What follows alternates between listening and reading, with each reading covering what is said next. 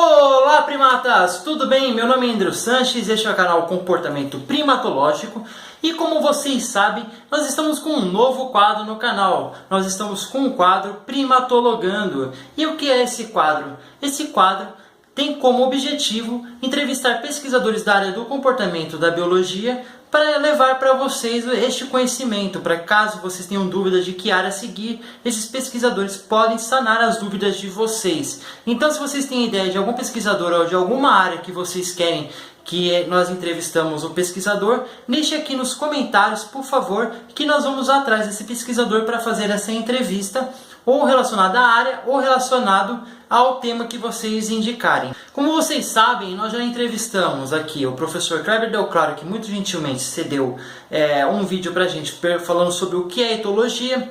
Nós entrevistamos a professora doutora Márcia Fernandes, que falou para a gente sobre espaços não formais e contou um pouco da sua história dentro da biologia.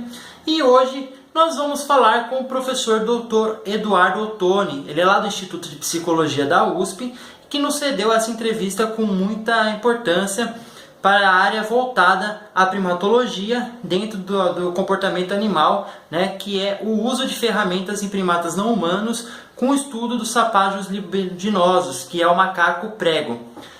O professor Dr. Ottoni, como eu disse, ele é do Instituto de Psicologia da USP, ele possui graduação em Ciências Biológicas, mestrado e doutorado pela USP. Ele foi professor visitante da Universidade de Kyoto, no Japão, em 2013, e atualmente ele é professor titular do Instituto de Psicologia da USP. O professor também desenvolve estudos nas áreas de psicologia evolucionista e do comportamento da cognição animal, com destaque para os processos de transmissão social de informações e tradições comportamentais em animais. Pesquisa atualmente o uso espontâneo de ferramentas por macacos prego em condições naturais e situações experimentais induzidas. Então é isso, pessoal. Espero que vocês gostem da entrevista. O professor ele fala sobre como ele teve esse interesse pela área da etologia e fala um pouco sobre a sua pesquisa para nós. Então é isso aí, primatas, e até já!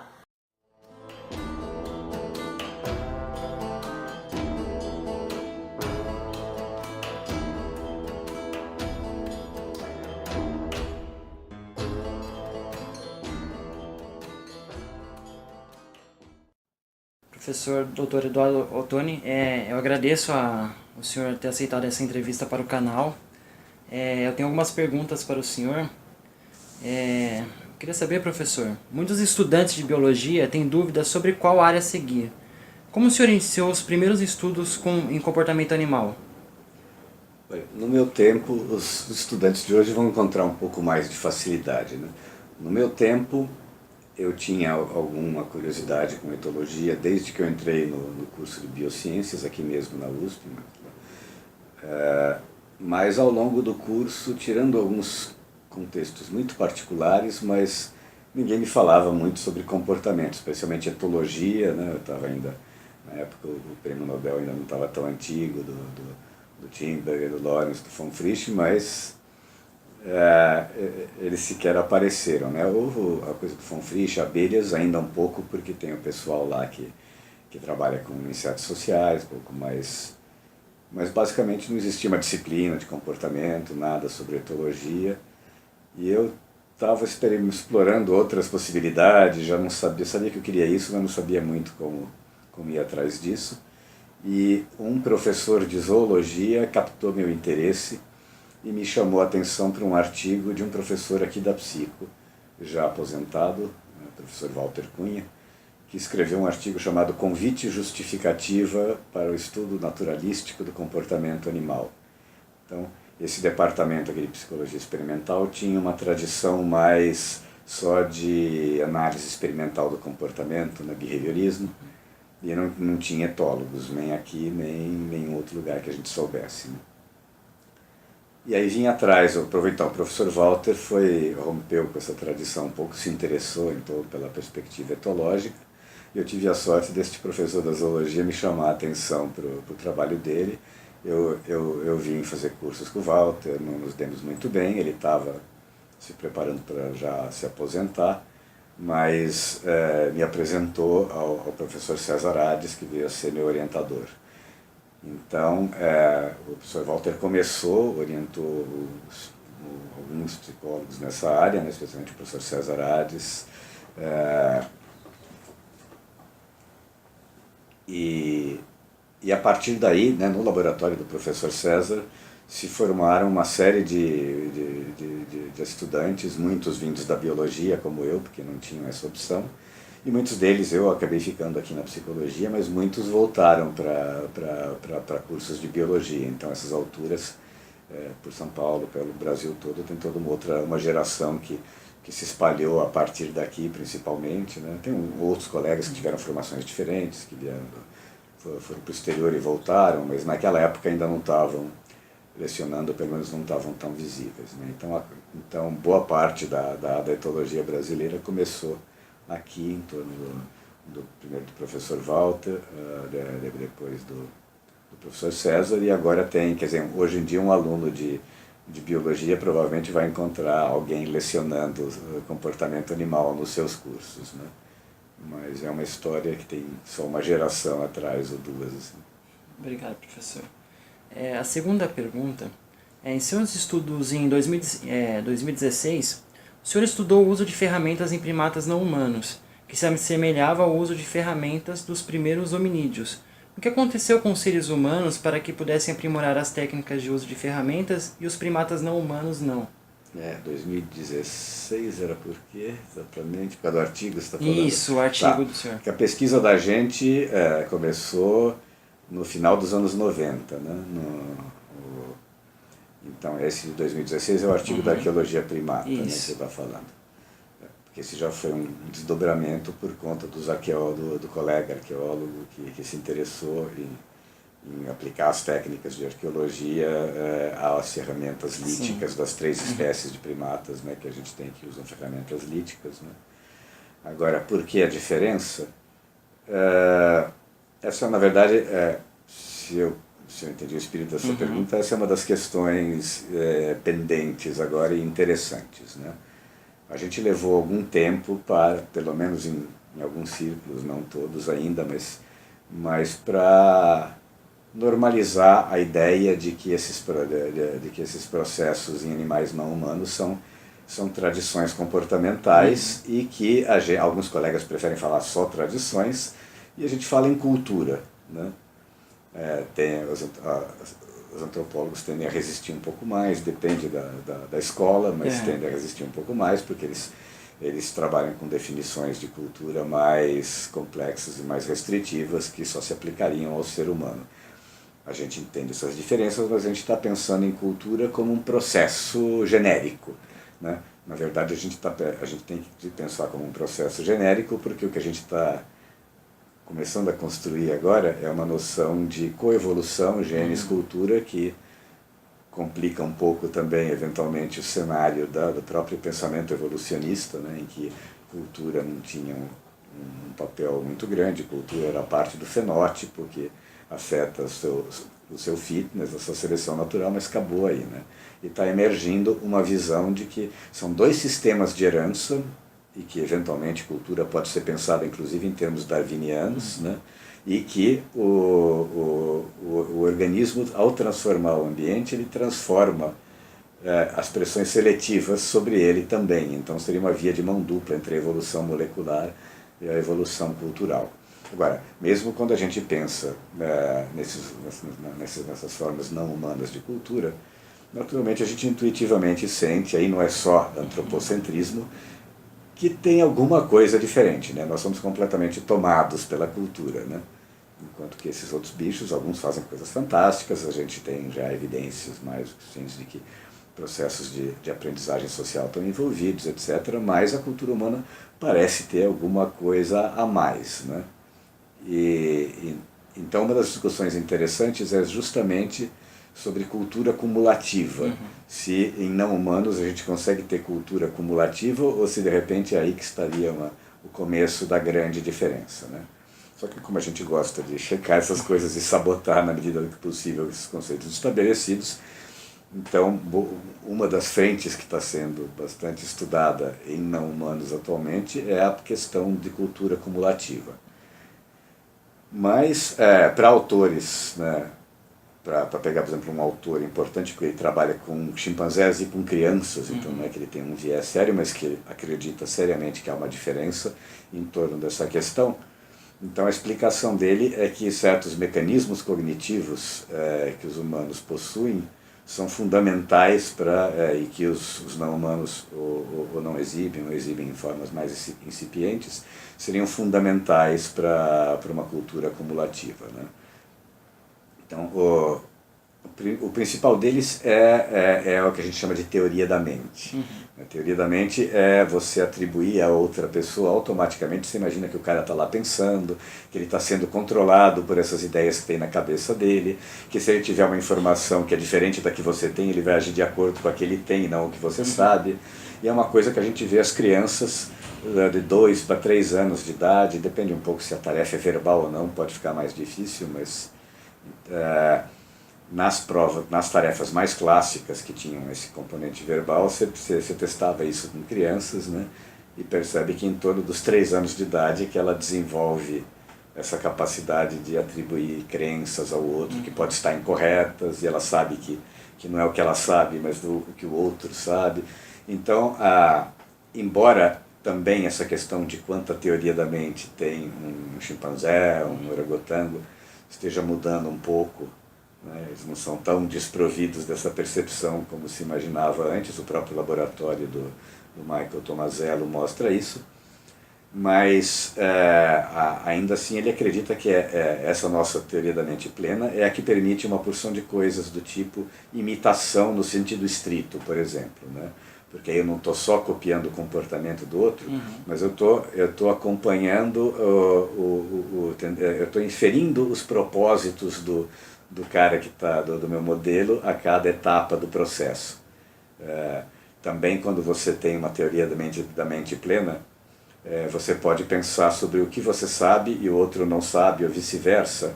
Então isso possibilita coisas como ensino, né? Para ver ensino no sentido estrito, né? Hoje em dia a gente também fala em formas funcionais de ensino para qualquer coisa em que o cara muda o seu comportamento diante da presença do jovem para facilitar, mas não necessariamente pode ser uma coisa meio automática do bicho ali, não significa eu sei que eu sei e sei que ele não sabe, ou vice-versa, o aprendiz que sabe que alguém sabe o que ele não sabe.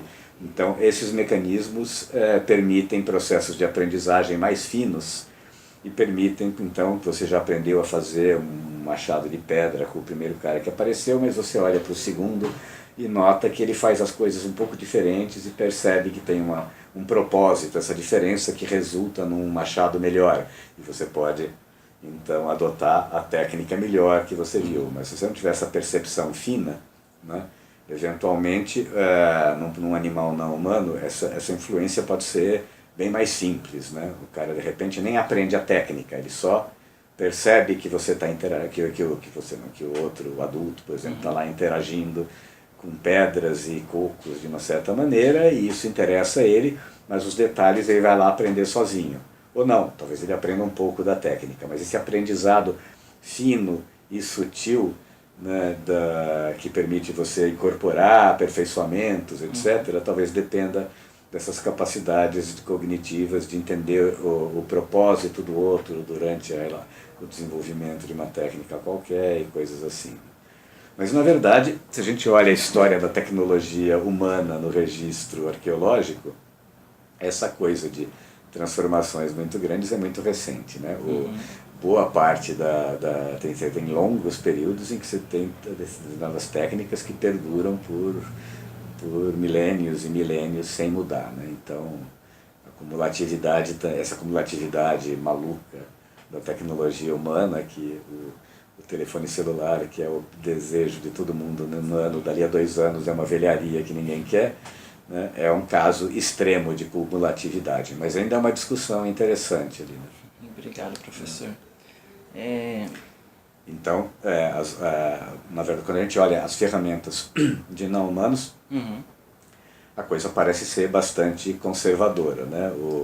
Os nossos macacos ali, a gente já sabe que tem uns 1000 anos em que eles quebram pedras, ou quebram coisas com pedras também, mais ou menos do mesmo jeito, provavelmente muito mais que 1000 anos, né? Isso foi o que escavações arqueológicas conseguiram mostrar, mas mesmo na história dos ancestrais humanos você tem longos períodos assim. Obrigado, professor.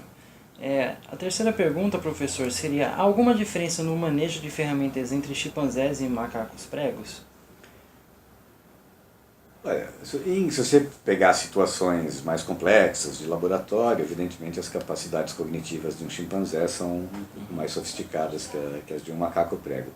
Mas no que se refere a essas tecnologias em populações naturais, até que nem tanto.